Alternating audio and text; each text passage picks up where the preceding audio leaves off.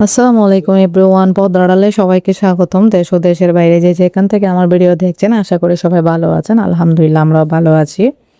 তো আজকের ভিডিওটা হচ্ছে সকালে নাস্তার পর থেকেই শুরু করেছি। নাস্তা করা হচ্ছে সবকিছু এলোমেলো রয়ে গেছিল, যেহেতু আমি উঠে গেছিলাম, বাচ্চারা ওঠে নাই, একজন একজন উঠতেছে। তো হচ্ছে আমি এখন ডাইনিং টেবিলটা একটু ক্লিন করে নিচ্ছি। গতকালকে হচ্ছে ক্লিন করা হয়নি, মানে হালকা পাতলা ক্লিন করা হয়েছে, এখন হচ্ছে একদম স্প্রে মেরে ভালো করে ক্লিন করে নেব।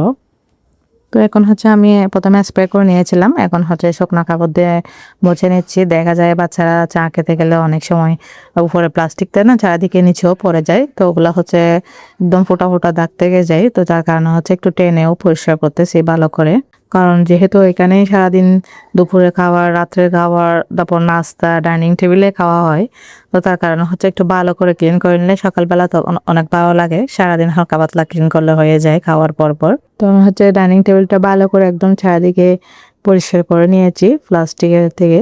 সে সাথে হচ্ছে ওভেনটাও একটু মুছে নেব, কারণ হচ্ছে এগুলা ডেলি পোছা হয়, মাঝে মাঝে হচ্ছে একদিন দুই দিন পরে করে পরিষ্কার করা হয়।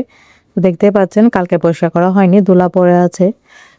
একদিন পরিষ্কার না করলে না ধুলাগুলো উপরে পড়ে যায়, সেই জন্য হচ্ছে একটু ডিপ ক্লিন করে নিচ্ছি ভালো করে, যেহেতু গ্যাসটা আসার কথা। তো তার কারণে হচ্ছে আগে একটু ভালো করে সবকিছু পরিষ্কার করে নিচ্ছি মেহমান আসার আগে। ঘরের জিনিসগুলো হচ্ছে যতই পরিষ্কার করবেন, যতই মুছবেন, ততই সুন্দর থাকে, সুন্দর দেখা যায় একদম। না হলে দেখা যায় ধুলাবালি পরে কেমন জানি হয়ে যায় পুরাতন জিনিসের মতো। তো ওভেন হচ্ছে আমি মুছে নিয়েছি, তারপর হচ্ছে উপরে কাপড়টা দিয়ে দিচ্ছি, কারণ ধুলা পড়ে, তার কারণে কাপড় দিয়ে রাখি উপরে। কাপড় দিয়ে হচ্ছে শোপিসটা বসিয়ে দিচ্ছি, আর হচ্ছে কাপড়টা এদিকে এদিক নাড়ে না, শোপিসের কারণে হচ্ছে কাপড়টা ঠিকভাবে থেকে যায়। তো এদিকে হচ্ছে আমার মেয়ে হচ্ছে ছোটটা একটু অসুস্থ, ওর মেডিসিন খেয়ে হচ্ছে ওখানে রেখে দিয়েছিল, তো ওগুলোও নিয়ে নিচ্ছিলাম। এই জায়গাটাও একটু পরিষ্কার করে নিচ্ছি। আসলে এই ওভারড্রপটার মধ্যে ওদের কাপড়গুলো রাখা হয় বাচ্চাদের, ওরা হচ্ছে দুই মেয়ের হচ্ছে দুইটা দুইটা করে চারটা ওভারড্রপ একসাথে, ওভারড্রপের চারটা ডয়ের একসাথে দখল করে নিয়েছে। এখানে আমি আমার ছেলের কোনো কাপড় নেই, শুধু ওরা দুইজনেরই কাপড়। উপরে পরিষ্কার করে হচ্ছে জায়নামাজগুলো ভাঁজ করে করে রেখে দিচ্ছি, যেন নামাজের সময় এখান থেকে সবাই নিতে পারে। কারণ আমার মনে হয় জায়নামাজ সবগুলো এক জায়গায় রাখলে না বাচ্চাদের নিতে সুবিধা হয় নামাজ পড়তে, আবার দেখা যায় নামাজ পড়ে ওরা ওইভাবে রেখে দেয়। তো এখন হচ্ছে গুছিয়ে এখানে হচ্ছে সবকিছু রেখে দিচ্ছি জায়গায় বরাবর। তারপর হচ্ছে শোকেসটা একটু ক্লিন করে নেব। আসলে শোকেস হচ্ছে দুই একদিন মোছা হয়নি গ্লাসগুলা, তো তার কারণে হচ্ছে গ্লাসগুলো একটু পরিষ্কার করে নিচ্ছি, যেহেতু গেস্ট আসবে বলতেছিলাম, দাওয়াতের প্রোগ্রাম, তার কারণে হচ্ছে ঘর ভালো করে একদম সবকিছু ডিপ ক্লিন করে নিচ্ছিলাম আগে ভাগে, যেন আসার দিন আর ক্লিন করতে না হয়। হালকা পাতলা যেন ফার্নিচারগুলো মুছে নিলে হয়ে যায়।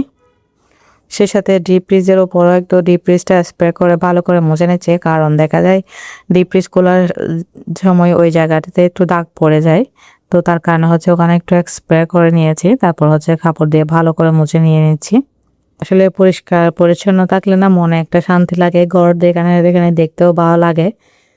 আমার হচ্ছে ফ্রিজও পরিষ্কার করা হয়েছে, সে সাথে শোকেসও পরিষ্কার করে নিয়েছি সুন্দর করে, ওয়েল শোকেস, সে সাথে হচ্ছে ওভেনের জায়গাটাও গুছিয়ে রেখেছি। তো এখন হচ্ছে ফিল্টারটাও একটু ক্লিন করে নেব। এই জায়গা ফিল্টার এটাও 2-3 দিন পর পর একবার পরিষ্কার করা হয়। তো এখানে হচ্ছে আজকে প্রায় 3-4 দিন হয়ে গেছে ক্লিন করা হয়নি, দেখা যাচ্ছে একদম ধুলা জমে গেছে চারিদিকে, কালো জিনিসে মনে হয় ধুলাটা একটু বেশি দেখা যায়। তো ফিল্টারও হচ্ছে আমি স্প্রে করে ভালো করে ক্লিন করে নিয়েছি উপরের সাইডগুলা। এবার হচ্ছে নিচেও একদম বোর্ডটা 1 বাই 1 সুন্দর করে পরিষ্কার করে নিচ্ছি, কারণ এইগুলা পরিষ্কার না করলে না দেখা যায় বাবু এসে এসে হাত দিয়ে দেয় সবখানে, তার কারণে হচ্ছে একটু পরিষ্কারটা বেশি রাখতে হয়, যেহেতু ময়লা থেকে সবাই অসুস্থ হয়ে যায় হাতে, অনেক সময় বাচ্চারা তো ধুলাবালি দৌড়ে মুখের মধ্যে দিয়ে ফেলে। ফিল্টার টেবিলটাও হচ্ছে ক্লিন করে নিয়েছি, ক্লিন করে হচ্ছে দুপুরের রান্নাটা করে নিচ্ছি। এখানে হচ্ছে শসা কেটে নিয়েছি, ডাল দিয়ে শসা রান্না করব আজকে, তারপর হচ্ছে চিংড়ি মাছগুলো রান্না করব। তো আমি হচ্ছে চুলায় অলরেডি হাঁড়ি বসিয়ে দিয়েছি, এখানে হচ্ছে রসুনগুলো দিয়ে দিচ্ছি একটু। তরকারির মধ্যে রসুন আমার একটু লাল লাল হলে না তারপর পেঁয়াজ দিলে ভালো লাগে। তো এখন হচ্ছে পেঁয়াজ টমেটো সবকিছু দিয়ে দিব, দিয়ে একটু নেড়ে ছেড়ে দিয়ে হচ্ছে লবণ আর হলুদ গুঁড়া দিয়ে দিচ্ছি। শসাটা না আমি একদম সিম্পল ভাবে রান্না করি হলুদ আর লবণ দিয়ে, এখানে কোনো মরিচের গুঁড়া দেওয়া হয় না, শুধু চাইলে কাঁচামরিচটা আমি একদম গোটা গোটা দিয়ে দিই, কারণ বাচ্চারা যেহেতু ডালটা খেতে পছন্দ করে, তার কারণে জাল হলে তো খেতে পারে না। তো দেখা যায় আর ডাল রান্না করতে হয় না বাচ্চাদের জন্য। এখন হচ্ছে ডাল দিয়ে দিচ্ছি। তো ডাল দিয়ে হচ্ছে এখন নেড়ে চেড়ে দিয়ে কাঁচামরিচও দিয়ে দিয়েছি। তারপর হয়তো শসাগুলা দিয়ে দিব, দিয়ে নেড়ে চেড়ে হচ্ছে 2-3 মিনিটের জন্য আমি ঢাকনা দিয়ে গুঁড়ে দেব। এই সবজিটা না আমার বাসার সবার অনেক পছন্দ, আমার বাচ্চাদের। দেখতেই পাচ্তেছেন মাশাআল্লাহ ডালগুলো একদম ফুটে গেছে। এ পর্যায়ে হচ্ছে আমি একটু পানি দিয়ে দিব। ভিডিও যদি কোনো অংশ ভালো লাগে একটা লাইক এবং সাবস্ক্রাইব করবেন, বেল বাটন অন করে রাখবেন পরবর্তী ভিডিও দেওয়ার সাথে সাথে যেন নোটিফিকেশন পৌঁছে যায়। দেখতেই পাচ্তেছেন মাশাআল্লাহ শসাতে আমি পানিও দিয়ে দিয়েছি, হচ্ছে উপরে অল্প করে ধনিয়া পাতা দিয়ে দিচ্ছি। এখন সিদ্ধ হওয়া পর্যন্ত অপেক্ষা করব। অপর চুলায় হচ্ছে আমি চিংড়ি মাছগুলা বসিয়ে দিচ্ছি, পেঁয়াজ টমেটো কষিয়ে নিয়েছি, দিয়ে হচ্ছে চিংড়ি মাছগুলো দিয়ে এখন নেড়ে ছেড়ে দিয়ে ঢাকনা দিয়ে গুঁড়ে দেব। চিংড়ি মাছের মধ্যে পানি দিতে হয় না, যেহেতু চিংড়ি মাছ হচ্ছে নরম, তার কারণে হচ্ছে ওগুলোর মধ্যে রান্না হয়ে যাবে। দেখতে পারতেছেন মাশাআল্লাহ শসা রান্না হয়ে গেছে, সুন্দর একটা কালারও এসেছে, সাথে হচ্ছে চিংড়ি মাছও রান্না হয়ে গেছে। ভালো থাকবেন, সুস্থ থাকবেন, আল্লাহ হাফেজ।